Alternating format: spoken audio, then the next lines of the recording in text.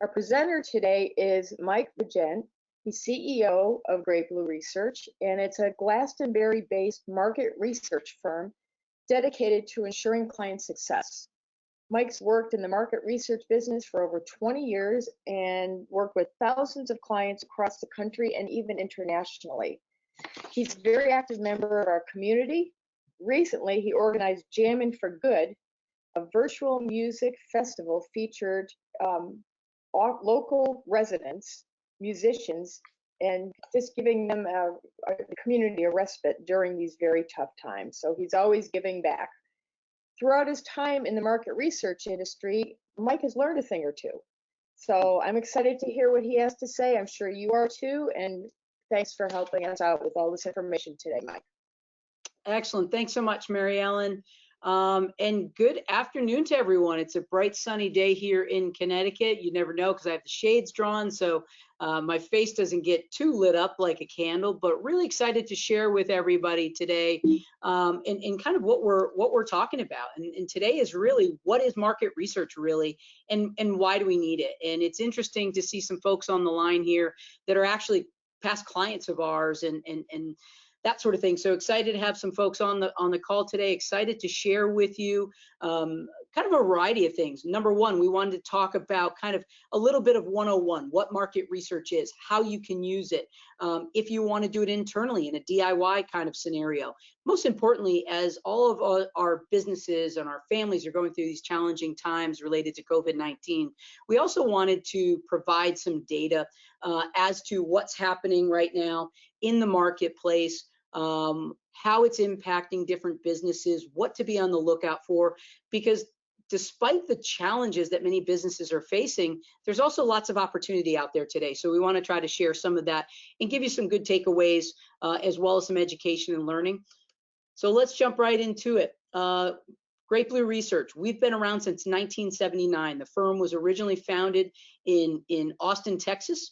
And since that time, we've really been working with our clients. And most of the clients that fall into our categories are, we work a lot with municipalities, towns, and cities, and working through what they need to bring to their residents and their businesses. We work a lot with healthcare, whether it is the plan, whether it's the provider, whether it's the patient, the member. And our biggest industry that we serve is the utilities industry. And that is everything from new products and new services to measuring customer satisfaction, employee engagement, employee satisfaction. We're going to talk a little bit about that today. But at the end of the day, regardless of who we're working for, and we've worked in consumer product goods, we've worked with Coca-Cola and Ford, Shark vacuums. There's not a time that I see a Shark vacuum commercial that I don't think about one of the products that we've touched for them. So the work that we do is all customized. Clients come to us and say, here is my need, here's what I need to learn, and we develop a customized approach to go understand that for them. But at the end of the day, if we don't help them understand what the next step is, what to do, how to use that information, how to drive their business forward, we're not really doing our job. So it's about really creating actionable results on the back end and making sure that folks know what to do with the information that we're capturing. Many of the ways that we capture information is through in-depth interviews, telephone surveys. We have a full in-house call center right here in our Glastonbury headquarters. Like everyone these days, we're doing digital surveys by the hundreds of thousands annually. Focus groups, although many folks think that focus groups have died, they're still going very strong. There's still that desire for researchers to talk face to face, even if that's over a Zoom call or a GoToMeeting like we're doing today. The ability to talk face to folks and ask their opinions and understand what they feel about a product, a service, an ad, a messaging campaign, so forth. And then kind of the newest entry into the research world is what's known as journey mapping, where we take multiple audiences and we take them through multiple facets of an experience with an organization.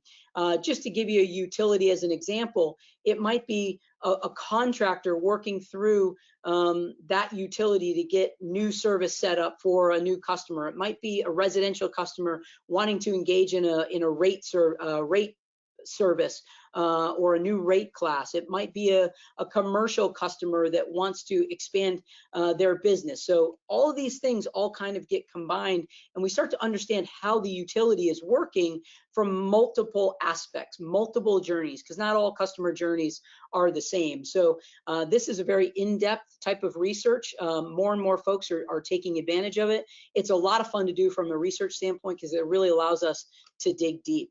So thinking about kind of our agenda for the day, we have it kind of broken out into really kind of three areas. Why market research? What are the different types of research and how can you benefit from them? The next steps is really where I share a number of different data trends and what's happening right now, not only in our state, but across the country. And then hopefully I've generated enough questions from you all where we can answer some on the back end. And as Emily mentioned, if you have a question, type it right into the chat feature and we'll start getting to those once we wrap up. So why market research? What is really this crazy science that everybody talks about? It's really when we go into a new client and they say, well, how does this work? We just say, what decisions do you need to make? What tools do you need to succeed in your marketplace? And where do you want to take your business? And when we know those three things, the market research really comes alive. We build that custom instrument to go ask those questions. And we're trained both professionally as well as intuitively to ask a lot of questions. We're very curious people by nature. And so the more questions we ask, the more we uncover about what you feel you're doing well as an organization, where your assumptions are about how you can improve your business, where there's opportunities for you. Again, if you listen to everybody speak in March, very few folks were saying that there was opportunity related to COVID. Most folks were just trying to deal with what was in front of them. Market research helps you understand how you can take whatever entry point you're in or whatever time in history that you're in and turn it into a positive, whether that is understanding customer input. And you're going to learn today, customers is not just the people you sell to and deliver to, it's your employees, it's your internal customers as well. So understanding what they think and how they feel, because they will give you the answers on how to guide your business forward. So again, as I mentioned, our philosophy is really simple. We want to provide you with actionable insights that drive strategy, increase engagement with customers, and improve company operations.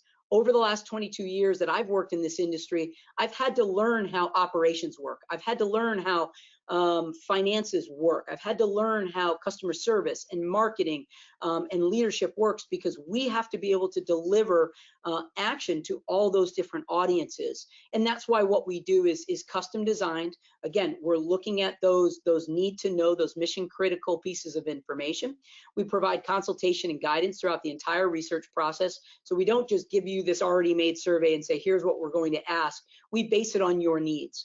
We're a one-stop shop. We have all in-house capabilities. So all of our quality control is happening within our own team, through our own team, by our own team.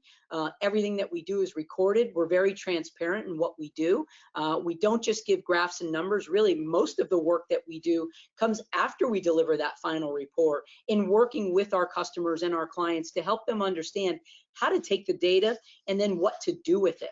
And that's really where the data comes alive. And it's knowing what to ask on the front end so that when we get to the back end, we know how to slice and dice the data. And in reality, you mentioned it, Mary Ellen, we've learned a thing or two over the years. When you think about when I entered this business and in this industry in 1998, we were just coming into the new internet age. Since that time, we've dealt with 9/11. We've done research during 9/11. The housing crash, the market increases and decreases, and now COVID's the latest issue that we're going through. What has been true in all these different time changes is really understanding where expectations have changed, what folks need and want, what they're worried about, what they're concerned about, and then trying to have the organizations that we're doing research for help address those expectations, those needs, and those sorts of things. So again, all the recommendations we make are leading folks in a strategic direction, knowing what the data is telling them, and then working with them after the final report to make sure that they're putting that data to work. So you're starting to see these types of graphics all over the place. None of us have likely been in an airport over the last few months, but you're seeing these smiley face, frowny face somewhere in between. This is quick hit research. It's understanding whether it's a men's room or a women's room that you've gone into to use that restroom and walking out. Was it clean? Yes, no, or don't know, or in between. This is where you're starting to see data being captured every day. And I think, Mary Ellen, you mentioned or Gail, I think it was you mentioned earlier, you're seeing a new poll every week. And that's because in a time like now, you can't afford to be wrong. And so understanding what your customers are saying, what they need is really important. And expectations have changed dramatically over the 22 years that I've been in the industry, but we're seeing it really dramatically over the last 5 years. Expectations have changed and increased exponentially. And so when we think of the value of market research and we start to think about implementing initiatives and programs or services, there's kind of a playbook, if you will, that comes along with research. And I started to mention some of it already. It's defining what your customer is, not what you think they are, but getting their definition from them, anticipating what they may need, looking at secondary data throughout the industry. And I'm going to provide you some primary and secondary data today that will allow you to start to formulate some opinions on how you're treating your customers, things that you might be able to do for them. I kept it G-rated because I didn't know if there were going to be any kids on the line, but stuff happens. And COVID is a great example of stuff happening. And we need to adapt and communicate and let folks know what we're doing and how we're doing it. We need to talk with our customers, not at them. We need to ask their opinions, their interest, their willingness to support a new product or a service. Believe it or not, if you ask your customers what they want, they will tell you. And then it's up to you to define if it makes the most sense to deliver that service and set the expectations around it. But no matter what, whether you're doing it in a formal way, hiring a research firm like us, as long as you're asking questions to your customer base, your clients, your employees, and really listening to what they're saying, all the information's there for you. It will give you the ability to make changes based on that feedback. And look, we've all sat in boardrooms, we've all sat in meetings where in many cases, the person who talks the loudest gets his or her point across. This starts to level the playing field and allows you to get back to the true nature of what you're looking to do, how you do it, and bring data and what folks are looking for to the table and prioritize accordingly. When we're defining our objectives, I always ask folks, and I said it a little bit earlier, what decisions are you making? When I first started in the industry, and Bill Reese can confirm this, having worked with me for many, many years, the survey instruments we used to ask to natural gas and electric customers were north of 100 questions. They were 20-something minutes long. And there was a lot of nice to know information built into those survey instruments. Now, most of the surveys we're doing are somewhere in the 30 to 50 question range. And a lot of those get asked quickly, so it's not as long. Most surveys are somewhere in the neighborhood of 5 to 7 minutes now. That's about the attention span. So while we have that attention span, we need to get at what's most important, whether that's in a digital survey or by phone or in face-to-face. We need to get at really quickly what's important to folks, what they know about your product, your service, what they perceive about your product or service. I'm going to show you a great graphic of this later on, but 9 out of 10 times people are not dissatisfied with a service. They typically have an expectation that is being unmet in their minds, when in reality, the organization that they're looking to have meet that needs has a solution, but they're not aware of it. So more often than not, lack of awareness leads to negative perception as opposed to folks doing things wrong. So at the end of the day, if there's one thing that you can take away from this presentation is you need to communicate to your customers over and over and over again. When you're getting sick of talking about it inside of your office, they may just be hearing it for the first time. And when we're communicating with them, we need to understand what's driving their satisfaction. What was it specifically that made them happy with your organization? What specifically is a barrier to them purchasing more from you? What are their fears? We see fears all the time when companies are expanding. They have this great customer base and this very excited, satisfied customer base. And more often than not, the fear of that customer base is as you expand your service, you're not going to give me the same level of service that I'm used to. So that can be a message in a communication.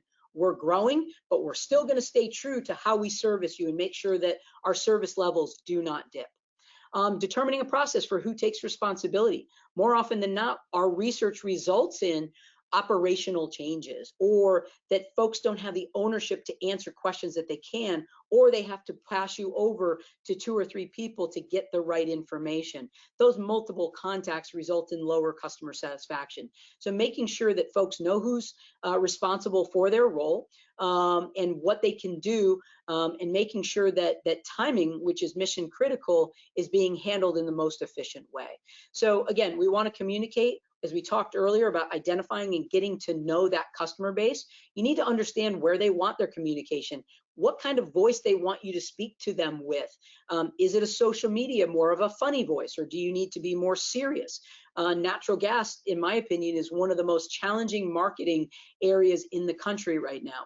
They have this tremendous track record of being safe, but yet they have to communicate to residents and businesses and customers and non-customers that if you smell natural gas, it could be devastating if you do something wrong. So here is a very safe product that has to then go market how dangerous it can be if done in the wrong way. That's not something that you say funny. So you start to understand that based on what the data is telling you, how you communicate is really important. So understanding and asking your customers how they want to be communicated in a way that makes sense for them is really, really important.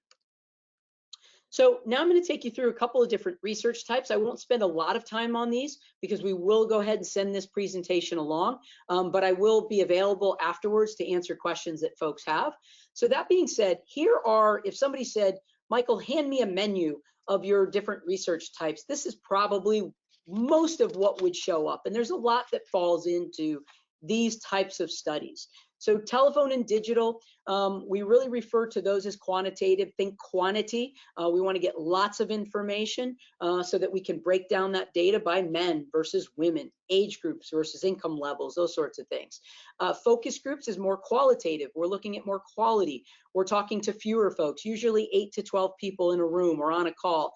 In-depth interviews are more one-on-one. As you might imagine, we're not doing quantitative studies with CEOs across the country. We're doing one-on-ones or small focus groups because these are the folks that are harder to get a hold of. Customer satisfaction studies, as I mentioned earlier, are not just the customers that you're delivering service to. They are also your internal customers, your employees. Pre and post advertising testing. I already gave you a little hint to this with the communication that we do on the pipeline safety and natural gas safety message testing. We put out messages, or the companies put out messages. We do some pre-testing. We go out and see how many folks have recalled, because that's a regulatory thing in nature where the regulators are coming and saying, hey, what is the awareness level? How much success did you have letting folks know what to do, how to stay safe in the event they smelled natural gas? Market assessments, this is where folks are coming out with new or expanded products or services. They want to know who will buy, at what price point, how they're going to make decisions, those sorts of things. Concept testing. I'll give you an example of a concept that never made it to the market shelf. It was Coke yogurt. Even though it was going to be the same strawberry, banana, and blueberry flavors that we get from all of our other yogurt companies, Coca-Cola's brand was so strong that folks could not get past the idea that a yogurt put out by this company was not going to taste like cola. So thus, Coke yogurt never made it to the market shelf. But it also led to their eventual water line, Dasani water line. They didn't put Coke on a water line for that same similar reason. So we've been a part of some really neat concepts over the years, many products that I'm proud to say that I've worked on, and one that my kids always think I'm stupid for saying, but we did a lot of work for Shark Vacuums, and there was probably 15 to 18 different vacuum units that we tested and worked on, some which were in the concept stage. And one day I took my kids, we were going to buy a new vacuum, and every vacuum that was in the Shark lineup was one that I had worked on. And my kids were like, yeah, whatever, Dad, let's move on. But that was pretty cool to see something that was a prototype make it to the shelf, and all the different features were based on our research. New product, new service studies, employee assessments. I mentioned a little bit early, journey mapping, user experience is a rapidly growing service. With the amount of money and time that we're spending on products, whether it's an app or a website, and how people engage with us, we want to make sure that they're getting the best experience when they come to our app, to our communication tool. So we're testing what people think. Statewide polling, if you have if you've been a part of the state of Connecticut, I think, Brian, we have you from New York. But if you come across the Sacred Heart University poll, we've covered everything from marijuana to tolls to the presidential election to Lamont's campaign. And a lot of our data does go national. We are the ones that conduct that poll for Sacred Heart University. So we are the polling firm behind them.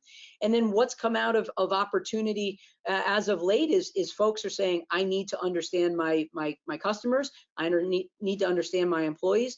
COVID has sent our business through the loop. What can we do to stay alive and survive? And so we have been doing some quick turn surveys on the COVID side as well. So these are just examples. I wanted to give you a few trends. Every time I educate, I also like to let folks know some things that they can take away. And just like the golden rule, which I think has never been more relevant as we hear everything with social injustice and COVID and all this sort of stuff, the golden rule of treating others as we'd want to be treated is really true today. But a few trends that show up in a lot of research is open and honest communication. If your rates need to go up, let folks know why. Let them know where the money's going. Being efficient. If I call into your organization because I have a question, get me to the person that can answer that question quickly. Be responsive. There is a direct correlation between satisfaction levels of those who receive a first contact resolution when they touch base with an organization they do business with versus a third contact. First contact resolution, satisfaction levels generally tend to be in the 80s and high 80s and low 90s. If you get into a second or third contact where it takes multiple people to solve your reason, satisfaction levels drop into the 60s. So just 2 or 3 transitions on a phone line can start to lower that customer satisfaction level. Listening to your employees. Hey, what are the challenges? What are the questions you all are getting on a regular basis? As those employees tell you those, build some scripts, build some language so that there's consistent messaging. It will also allow your employees to come across as more knowledgeable. And when we call, that ties in very quickly with that efficiency, first contact resolution, because folks know the answer. Succession planning, we see this in many of our long family-owned businesses or our historical regulatory type businesses. They were slow to get on the succession planning. Business continuity, even in a time like COVID, is making sure that other members of your organization are able to pick up the ball, regardless of what department that ball is in, and keep that ball moving down the field. Personalization, again, we can't do this for every specific customer, but we can build segments of customers and tailor our messaging and our different messages and those sorts of things. How we service people, we can tailor that to these different segments. And then last but not least, again, asking the questions, what is or should be offered, the interest levels, pricing, and various payment options. Having multiple payment options is a great example. For example, we worked with a golf course and they were going after the young executive membership group, and the membership price point was $1,300 for the year. And most folks, and the way that they were offering that payment was $650 at the beginning of the season, $650 midway through the season. Well, those young executives didn't have the $650 in January where they weren't going to be playing golf, but just by simply splitting out the dollar amount to be $113 a month or whatever it worked out to be, everybody signed on because now you're able to spread that load out. So it wasn't the price, it was just how it was being laid out over the course of the year. So customer assessments, again, going quickly, what is the end goal? Helping companies make data-validated strategic decisions, addressing those customer demands and improving upon company operations. So how do we get there? It's satisfaction with that product or service. It's desire or need for a new product or service. It's, again, getting into the awareness. I can't tell you how many times folks say, I really wish company X would offer this when they already do. That's a nice, easy recommendation to make and say, your customers are asking for something that you already deliver. They just don't know it exists. So that becomes an educational component. And then assessing various company characteristics, starting to break down your business. And that's something that we help you do. There's a difference between commercial customers and residential customers. There is a difference between B2B customers and B2C customers. And so understanding those various characteristics can go a long way to identifying how loyal your customers become, how satisfied they are, why they defect from you and go somewhere else. We want to understand those things and keep track of those things along the way. Employee assessments, if there is any dollars that you have right now, this is where you spend it. I joked this morning, and my team will kill me for putting up the picture of them, but if you look at that top picture, in March, that's how we would have defined our employees. That's how we would have defined sitting around the boardroom table. Now, that was taken in early April. That's how we're defining our employees now. So do you think their needs have changed from March until now? You betcha they have. So we need to adapt to them. We need to ask them about their job satisfaction. We need to ask them about their attitudes. One of the things that we did as an organization was brought on a coach / therapist about dealing with trauma, because we didn't want to assume that COVID wasn't going to be traumatic for any of us and how we deal with things. So understanding how we communicate, we have a very different level of communication today than we did in early March. We all do, because that's been the nature of work from home. So asking questions about this on a regular basis, finding those areas in need for improvement. Again, with the employee stuff, all responses are kept anonymous, and we have to go in and explain to employees how we achieve that, so that they can give us their fair assessment and their fair feedback, and then we can take it to management and say, I can't tell you who said this, but here are the trends. Here's what folks are looking for. And I'll give you some examples of that as we move on. For example, here is an actual live customer. We removed their names and their industry to protect them, but at the end of the day, here is 6 different characteristics that we measured in an employee study. It was understanding the overall goals of the company and where their work fits in. There are opportunities to learn and grow at the company. The company makes good use of my skills and abilities. I know what is expected of me on the job. I get enough feedback on my performance. I have the opportunity to grow into a management role if I desire. You can see the lowest rating is I have the opportunity to grow into management if I desire. The second lowest rating, there are opportunities to learn and grow at the company. That should be a huge wake-up call for this organization. But when you get into having clear expectations and understanding the overall goals of the company, they're doing a pretty good job there. So they've got some lower level, meaning specific level training and coaching that they need to do. They need to take a look at from an HR perspective, how they can keep folks in their business, and also coach them up and desire. Sometimes folks say, I don't have the opportunity to grow into a management role. And then you ask them, is that a problem? They say, no, because I don't want to be a manager. Right. And so it's also many times when you look at these results, that 39.5 can be a very negative number if you're tracking satisfaction. But if folks don't have a desire to go into management, then that means the company is aligned with those folks. So we help identify who those folks are, but understanding what the data means and how to look at it. I talked to you a little bit earlier about breaking down the different departments and the different characteristics. And so as you see, this came from that same company who we creatively titled Company 123. I know it's Tuesday afternoon, post-COVID. It's a nice day out, so our creativity is at a minimum. But we have a number of different factors that play into job attitudes and opinions. We have a number of different characteristics that fall into their specific department, how they rate and view leadership, how they rate the culture, which we refer to as environment, and then their overall job satisfaction. So when you average out all those different things, their employee satisfaction index number for 2019 was 64.4%. Now, since that time, we've worked with this organization to really identify those lower ranking areas and what we can do to see improvement in those areas. So they already have some game plans in place. Here's just another quick look at some department characteristics. And as you'll see, the effectiveness of department managers or immediate supervisors, communication within your department. Department management has a genuine interest and concern for employees. Department management listens to my ideas and concerns. So 66%, but you see a big difference between your 20 to 35 employees on the left side of that screen, 85.7% reported satisfaction versus those ages 50 to 65 reporting satisfaction with their managers. So management's doing a good job getting that younger audience coached up. They're not having as effective conversations with that older demographic. So this starts to give you immediate feedback as to where you need to head and what you need to focus on. I'll touch quickly on product testing. Again, this can be anything from early stage concept testing. A product that we tested last year was fish related soups in a bag. Sounds disgusting. It is disgusting. And that's largely what the research told us. But they thought they had a great idea from a store shelf perspective. There's lots of good reasons. We tested that concept. It didn't test very well. Which product deserves development? What idea is the best for the target audience?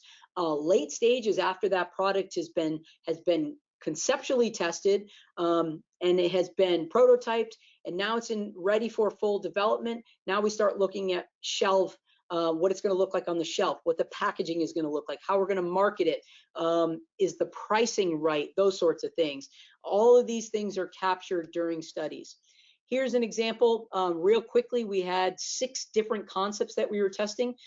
This was for fabric softeners. And we pulled out best scent as one of those characteristics, and you see all the different characteristics ranging from purchase intent all the way to appeal versus the current fabric softener that they're using. But when you really start to see how the magic comes alive, this visual, you don't have to know much about it, but I can explain it in 2 seconds. If you're going up the left side of the screen, it's the need and relevance of that product to the people that we're talking to. If you go along the bottom axis, it is the purchase intent. So as you get up to that top right quadrant, we now know very clearly Hispanics and lower income folks of all races are your most likely customers. So now we know lower income Hispanic marketplace, and there's all kinds of data out there that says how to effectively communicate to the Hispanic marketplace, how to effectively communicate to lower income. We start to see in that Gen Pop 18 to 34 category, they do have a purchase to intent. They don't have as much need. They're washing their clothes less, I guess. But sensitive skin had a high need and also fell in that purchase intent. So we now know what those purchase drivers are on that particular product. And these are very low cost types of research that are done. So it's not a huge amount. Then when you get done with the research, now as you put out all these different purchase drivers, also known as brand statements or positioning statements, you now know where the priorities lie. Eliminates bad odors from clothes, is safe for sensitive skin, leaves clothes feeling soft. Those are your top 3 messages that resonated with these audiences across. So that is going to point us in a direction of how we communicate with folks. Market assessment, again, we know what we want to launch. Does the market want what we have to offer? And this could be, again, current and or potential customers, identifying everything from concept to product to service to pricing to how you would roll it out. What is the risk associated with rolling out this product versus the opportunities? I mentioned earlier the impact of not being aware. And I have this slide up only to show you this green bar pointing straight up that has 75.9%. This was a Connecticut-based regional bank that we were doing this study for, and 77% of the customer base or the prospective customer base had no idea that they existed. However, when we got into their clients, good awareness level, as you might expect, because they're clients. But when you get into overall perception, you see all of this green is perception that is unsure, or I don't have an opinion because I don't know enough about you. So we knew from this bank, once folks were aware of them, their satisfaction level and how they thought about them was pretty darn good. They just needed to get more folks aware of them. So that's a great example of awareness or lack thereof having a negative impact. Statewide polling, again, I wanted to end on, I think I'm going to call it a high note from the opportunity, but the topic is somewhat negative, right? COVID-19. And what I wanted to do today was I wanted to end this on a note, whether you're a potential customer for us down the road or not, that's irrelevant. What I wanted to get folks thinking about from a data perspective is why polling is so important. There are so many answers out there right now for your business that you may not know about, but if you start to pay attention with a little different eye, you can start to see and understand some trends. when we get into the polling, and I mentioned the Sacred Heart University relationship that we have, that's a relationship that's over 10 years long. We're going on, gosh, almost 14 years now. There was a 1-year break, but we've had 2 different tenures with them where we do the polls for them. We've done them nationally, we've done them locally, but again, the latest iteration of this poll focuses on the Connecticut population. So a lot of numbers, a lot of bars here. At any point in time, if you ever want to take a look at the Sacred Heart polls that we've done, they're all located on the Sacred Heart University website. You can go there at any time. This is all free information. It's all public information. But I just want to point your attention to the March and the April bars. The March 2020 is that light gray, and the April 2020 are those black bars. And if you take a look on the left side of your screen, you say, how would you rate your overall quality of life in Connecticut? Well, in March, everybody was doing pretty good, right? As compared to the previous year. You start to look at April, 3 percentage point decline. Now COVID has hit. Now folks have lost some jobs. Now the quality of life has gone down a little bit, but it had about a month delay. So it really started hitting in April. You start to see the quality of life as being poor. Again, 6.7%. Folks hadn't gone there yet, but they were saying that it was moving. So the number is saying excellent was moving. Would you say your overall quality in life is in Connecticut is improving? No change but remains good. Declining? No change remains poor. You see the declining number went up in April. You see the no change but remains good went up a little bit. Again, at the time of this survey, there were still a lot of people that had their jobs or had just lost their jobs, but they were still getting that next paycheck. And so when you start to look at how this data trends, and as you go out further into May into June, those declining numbers are getting larger, right? Because now folks have been into this for a little while. So there is some opportunity. When we take a look at how, and everybody has an opinion on this, and everybody, when you ask folks how they feel the state responded, how you answer that question is really dependent upon what your role is, what your job is, what your business is like. But overall, we wanted to ask folks how well they felt the state was prepared. We saw 38% of respondents on the right side of the screen said that the state wasn't prepared. As we got into this middle chart where we said to folks, tell me how strongly you agree or disagree with Lamont's decision to close all non-essential businesses in the state. 83% agreed with how quickly he did that. And then we broke it down by state offices, theaters, bars, restaurants, schools. And a lot of folks, more so than I thought, more folks were in the you did it too late as opposed to too early. Now, if you were watching the news at any point during that week, everybody was blasting the governor for closing things down too quickly. But when you dove into the data, most folks said, you know what, it makes sense. If you were to ask the question now after seeing what the cases did, I think you'd see that number increase even further. Economic impact. I think we're all in agreement here at 92%, very or somewhat concerned. The level of concern of the financial impact of COVID-19 on just Connecticut's economy. And this is where I wanted to show you this. So people are scared economically. They're worried about their quality of life or their impact. When you take a look at the left side of the screen, 5 equals a high impact on my daily life, 4 equals, kind of that top 2 bars. You're seeing, over almost 70% of folks saying that COVID-19 has impacted their daily life. So if you are a product or service that deals with financial assistance, helping with resources and availability of essentials, healthcare support, medication, medical services, or you can just help folks out, this opportunity is ripe for you because these areas in need are no surprise probably to anybody on the call, but I need financial assistance. And that's where with banks, if folks are unaware and they need financial assistance, that's a great opportunity for these folks to show what they can do during these times. But that also might be products and services. You're seeing every single restaurant or many restaurants either offering delivery if they hadn't in the past. They were adapting to the service because as we mentioned earlier, stuff happens. So I wanted to really just kind of point out if you have people or you need people for your business, there's no better time than the present, right? So we want to take a look at the optimistic approach. And while there's plenty of negative and down things going on, there's also plenty of opportunity out there to be supporting our neighbors and our brothers and sisters. Work obviously was the most affected by COVID, ranging from layoffs to working from home, and then also the time, how long they anticipate working from home. You saw, a number of folks 2 to 3 to 4 weeks, 23% respectively.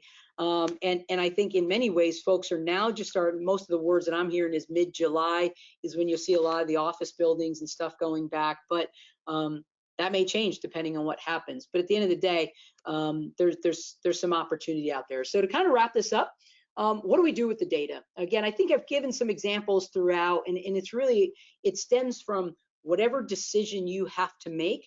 Is if you do the data in the right way, that can help you with your process service improvements, develop and implement effective marketing communications, increased engagement, build and strengthen relationships right now. I've been harping on my team since mid-March that right now, whether customers are buying for us at all, or right now, or they're delayed, we're going to be there for them. We're going to help them. We're going to guide them. We're going to continue to work on those relationships and be there even if they don't need us, because that's the opportunity right now. And so if there's one opportunity that everyone has, is the opportunity to create a closeness and a relationship, whether that's building a new one or strengthening that relationship with customers, so that when things do get better, they're going to remember you. So now what? We, again, in an effort to be there for our neighbors and our other businesses, we wanted to share kind of some COVID-inspired offerings. Feel free to kind of take these and use these with your own spin for your own businesses. But we also, as a thank you for joining this webinar today, we wanted to offer a free business audit discussion. And that's where jot down, touch base with me. We'll set up an appointment time. I'll have a 20 to 30 minute call with any of the viewers or listeners today and talk through challenges that you might have. And I can share my knowledge of an approach to take or something that you might do. Happy to talk through free of charge a consultative approach to a problem or an issue that you're looking to solve. Many folks come to us and say, hey, look, I don't want to hire a full service firm to do all our work. We want to do some of it ourselves, but can we hire you to help us build that program so we build it the right way and then we track it? And the answer is absolutely. We're happy to do that.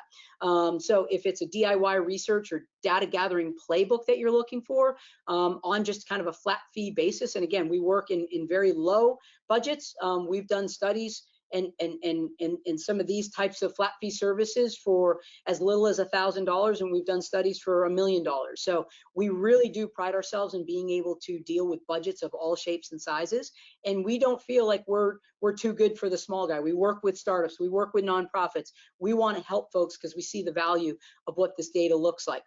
A lot of what our customers have been asking us for through COVID is concise, easy to interpret survey instruments of 15 questions or less. We want a short survey, COVID related. How are we doing? What can we do better? How can we support you?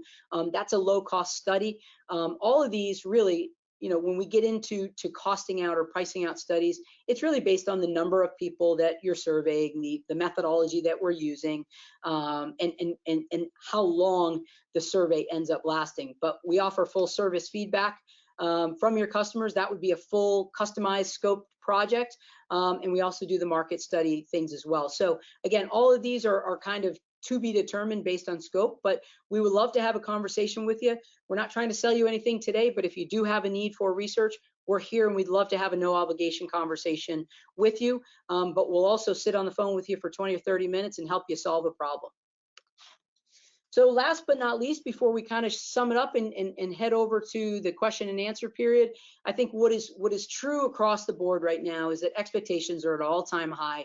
Your process needs to be tight. If you are not doing as much business as you normally do and you're a little slow, now is the time to take a look at your process, because that is way more important.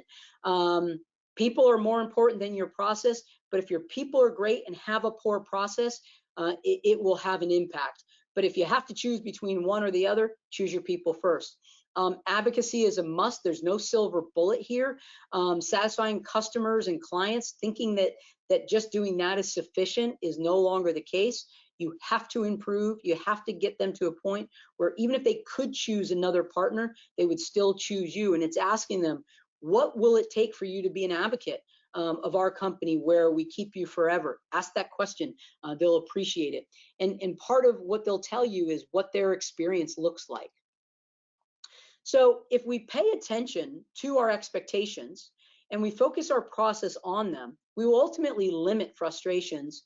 But if we're not delivering on expectations and there are frustrations, we have to learn what those are and then communicate the responses and communicate what we're doing, what is good versus what is wanted or needed. Expectations, I have an expectation, but you're delivering something totally different, leads to frustrations, and where those frustrations exist, that's when things go wrong. But if we're reliable and we're transparent in our rates and our costs and where that money's going, we will build trust and people will go through those bad times with us. All communication is not created equal, so be thinking specifically about your customers and what they need and want from you. And we thank you very much for your time today and hope you learned a thing or two during our webinar. Thank you so much.